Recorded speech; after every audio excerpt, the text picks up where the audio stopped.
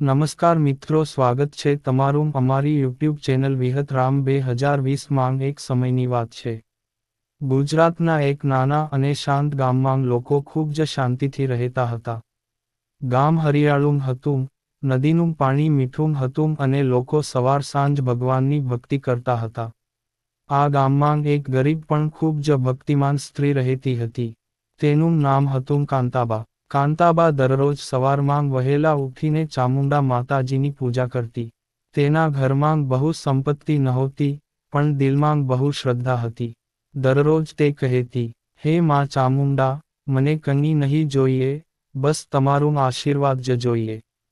એક દિવસ અચાનક ગામમાં એક અજબ ઘટના થવા લાગી. રાત્રે લોકોના ઘરમાંથી અજીબ અવાજો આવવા લાગ્યા. પશુઓ ડરીને ભાગવા લાગ્યા. થોડા દિવસમાં ગામના લોકો સમજ્યા કે આ કોઈ સામાન્ય બાબત નથી. ગામની બહારના જંગલમાં એક ભયંકર રાક્ષસ આવી ગયો હતો. તે રાત્રે ગામમાં આવીને લોકોમાં ભય ફેલાવતો અને ખેતરો નષ્ટ કરતો. ગામના લોકો ખૂબ ડરી ગયા. ગામના લોકો ભેગા થયા અને કહ્યું, હવે શું કરવું? કોણ અમને બચાવશે? કોઈ પાસે જવાબ નહોતો. ત્યારે કાંતાબા શાંતિથી ઊભી રહી અને બોલી, માતાજી પર વિશ્વાસ રાખો, ચામુંડા માં જરૂર મદદ કરશે. કેટલાક લોકો હસ્યા અને કહ્યું, આવું મોટું સંકટ અને તું કહે છે કે માતાજી બચાવશે. પણ કાંતાબા હિંમત હારતી નહોતી. તે રાત્રે કાંતાબા એકલી જંગલ તરફ ગઈ. જંગલ અંધારું હતું, પવન જોરથી ફૂંકાતો હતો. પણ તેના મનમાં ડર નહોતો. તે એક વૃક્ષ નીચે બેસી ગઈ અને આંખ બંધ કરીને પ્રાર્થના કરવા લાગી. હે ચામુંડા માં, તમે શક્તિ સ્વરૂપ છો, તમે દૈત્યોનો નાશ કરો છો. આપના ગામને બચાવો માં. તે રાત્રે તે આખી રાત ભક્તિ કરતી રહી. અચાનક આસપાસ પ્રકાશ ફેલાયો. જંગલ ચમકી ઉઠ્યો. કાંતાબાએ આંખ ખોલી તો સામે એક દિવ્ય પ્રકાશ હતો. તે પ્રકાશમાંથી ચામુંડા માતાજી પ્રગટ થયા. માતાજીનું સ્વરૂપ ભવ્ય હતું. એક હાથમાં ત્રિશૂલ, બીજા હાથમાં ખડગ, માથા પર તેજસ્વી મુકડો. કાંતાબા નમન કરીને બોલી, માં, ગામને બચાવો. માતાજી બોલ્યા, ડરશો નહીં, હું તમારા ગામને બચાવીશ. એ જ ક્ષણે રાક્ષસ ત્યાં આવી ગયો. તે ખૂબ મોટો અને ભયંકર હતો. તે હસીને બોલ્યો, આ કોણ છે જે મને રોકવા આવ્યું છે?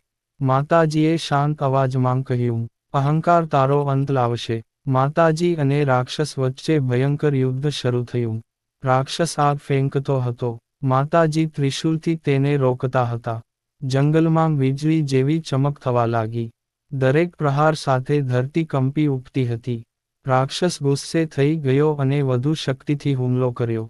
પણ માતાજી વધુ શક્તિશાળી હતા. અંતમાં માતાજીએ ત્રિશૂલથી રાક્ષસને ઘાયલ કર્યો. રાક્ષસ જમીન પર પડી ગયો. રાક્ષસ બોલ્યો, માફ કરો માં, મેં ભૂલ કરી. માતાજીએ કહ્યું, જે અહંકાર કરે છે તેનો અંત આવો જ થાય છે. અને એક જ પ્રહારમાં માતાજીએ રાક્ષસનો નાશ કર્યો. જંગલ ફરી શાંત થઈ ગયો. બીજે દિવસે ગામના લોકો જંગલમાં ગયા. તેઓએ જોયું કે રાક્ષસ મરી ગયો હતો. ગામમાં ખુશી છવાઈ ગઈ. લોકોએ કાંતાબાને પૂછ્યું, આ બધું કેવી રીતે થયું? કાંતાબા નમ્રતાથી બોલી, આ બધું માતાજીની કૃપા છે. ગામના લોકોએ નક્કી કર્યું કે તેઓ ચામુંડા માતાજીનું મંદિર બનાવશે. બધાએ મળીને એક સુંદર મંદિર બનાવ્યું. દરરોજ લોકો ત્યાં જઈને પ્રાર્થના કરવા લાગ્યા.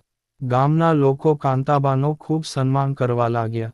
પણ કાંતાબા હંમેશા કહેતી, મારો કોઈ ભાગ નથી, આ બધું માતાજીની કૃપા છે.